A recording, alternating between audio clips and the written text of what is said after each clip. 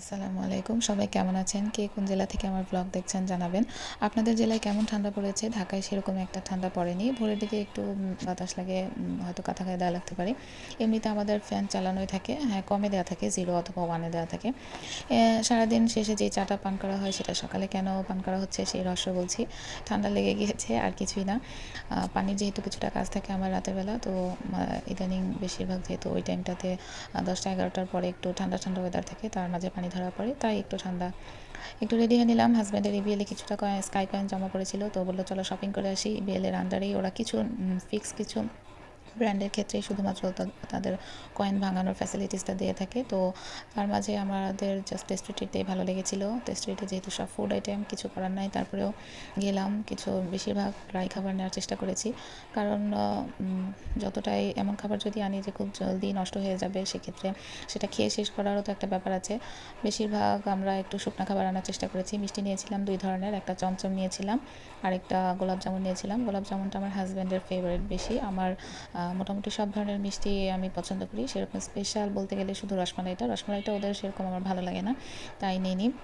Dry cake নিয়েছিলাম। আমার husband যেহেতু সকালবেলা বা বিকেলে আমরা নাস্তায় চা পছন্দ করি, তো চায়ের সাথে ড্রাই কেক, টোস্ট এগুলোই বেশি ভালো লাগে। তাই একটু বেশি করে ড্রাই কেক নিয়েছিলাম, টোস্ট আর নুডলস নিয়েছিলাম। কোরিয়ান কিমচি ফ্লেভারটাই ফার্স্ট আমি দেখলাম।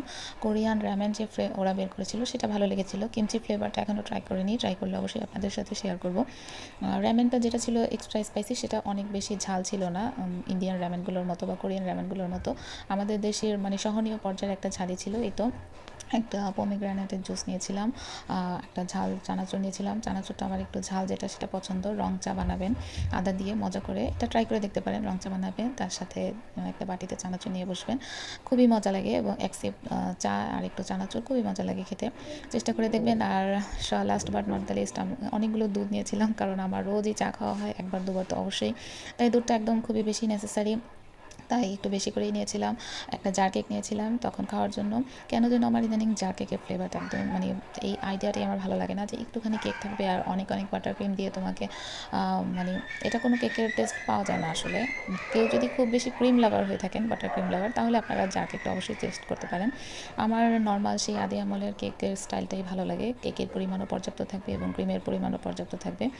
যাই হোক, এই তো রাতে খাওয়া দাওয়া শেষ করলাম, ছেলের সাথে কিছু সময় কাটালাম। সবাই ভালো থাকবেন, সুস্থ থাকবেন, পাশের মানুষের খেয়াল রাখবেন। আসসালামু আলাইকুম।